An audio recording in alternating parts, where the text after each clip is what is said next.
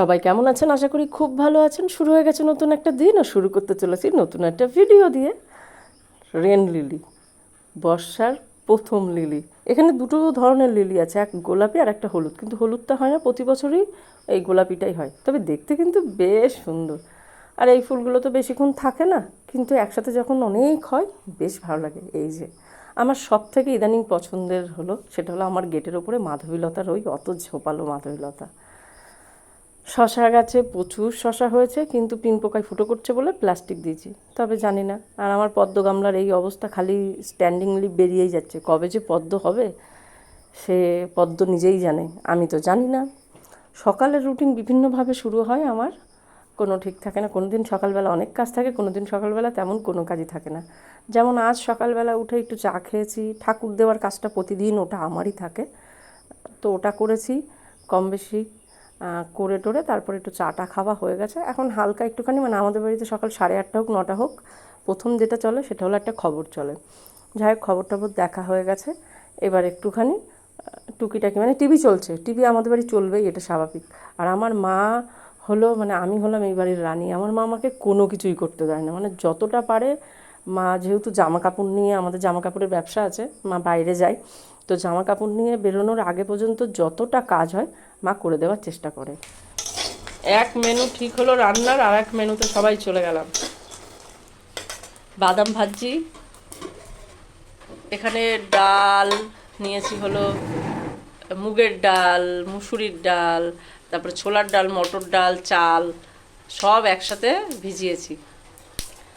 আলু কেটে রাখা, আলুটা ভেজে দিয়ে দেবো। খিচুড়ি এমন একটা পদ যাকে সব রকম খুশিভাবে রান্না করা যায়। চাইলে অনেক মজিয়েও করা যায়, আবার চাইলে শর্টকাটেও করা যায়। বাদামটা ভাজছি কারণ ওর মধ্যে একটু বাদাম ভেজে দেবো। এটা হলো শর্টকাট বাদাম ভাজা।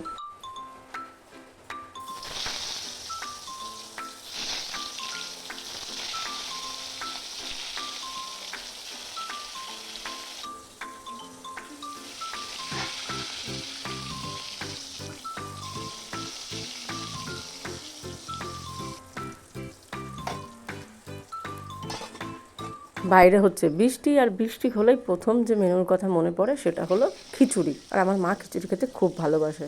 মন যদিও বা ভালোবাসে না, কিন্তু ওই বাড়িতে হয় বলে আর একজনের জন্য আলাদা কিছু হয় না। যাই হোক, বেগুনগুলো ভাজা হয়ে গেছে। এবার যেটা করব, এই বেগুন ভাজা তেলের মধ্যেই ভেজে নেবো একটুখানি আলুগুলো। আলুগুলো না ভেজেও দেওয়া যায় খিচুড়িতে, কিন্তু আলুগুলো ভেজে দিলে একটু ভালো লাগে, আমার এটা মনে হয়। তো আলুটাকে হালকা একটুখানি লালচে করে ভেজে নেবো, সেদ্ধ টেদ্ধ করার কোনো দরকার নেই, শুধু হালকা একটু ভেজে নিয়ে এখন দিয়ে দিচ্ছি। খিচুড়ি এখনও তৈরি হয়নি, ডাল আর চালের মধ্যে। এইবার গ্যাসটাকে অন করে দেবো। এর মধ্যে তেল আর নুন দিয়েছি, হলুদ আর দিইনি, আর আলু তো দিলাম, ব্যাস। এখন এটা ফুটে চাল ডাল একসাথে সেদ্ধ হবে, আলু, তারপরে একটা মশলা বানিয়ে দিয়ে দেবো। একটা সময় ছিল আমার বোনের খিচুড়ি খুব পছন্দ ছিল, তবে তার জন্য সেই খিচুড়ির মধ্যে দিতে হতো নারকোল, মানে ছোটো ছোটো করে নারকোল, সেটাকে ভেজে তারপরে ঘি বাদাম সব কিছু দিয়ে। কিন্তু এখন সেসব ওর বায়না চলে গেছে। আগের যেসব খাবারগুলো খেতে এখন আর সেগুলো একদম খায় না, কেন কি জানি, হয়তো বড় হওয়ার সাথে সাথে পাল্টে গেছে।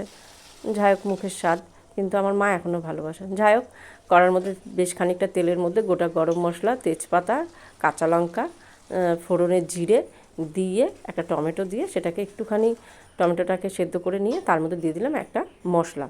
এই মশলার মধ্যে ছিল একটু জলে গুলে রাখি, এক্ষেত্রে মশলাটা খুব তাড়াতাড়ি মিশে যায়, মানে আমরা তো গুঁড়ো ব্যবহার করি, আর গুঁড়ো মশলাগুলো না একটু দেখবেন দানা দানা লাগে। তাই আমি যেটা করি, রান্নার আগে চেষ্টা করি বেশিরভাগের সময় এই মশলাটা বানিয়ে নেওয়ার। অল্প একটু জলের মধ্যে জিরে গুঁড়ো, ধনে গুঁড়ো, হলুদ, স্বাদ মতো, একটু চিনি, নুন, আদার পেস্ট সব কিছু দিয়ে এই মশলাটা বানিয়ে একটু রেখে দিয়ে 1-2 মিনিট রেখে দিয়ে, চাল সব সেদ্ধ হয়ে গেছে, জলটাও কমে গেছে, দিয়ে দিয়েছি, দিয়ে 5 মিনিট ফুটিয়ে নিয়ে এবার এর মধ্যে দিয়ে দিলাম ঘি আর গরম মশলা। এই গরম মশলাটাও জানেন তো বাড়িতে তৈরি করি আমি, অনেকটা পরিমাণে গোটা গরম মশলা কিনে নিয়ে এসে বাড়িতে করি, আর এর গন্ধ না অনেক ভালো। আজকের মেনু: আমের আচার, ডিমের অমলেট, সাথে আছে বেগুন ভাজা, পাঁপড়। টানা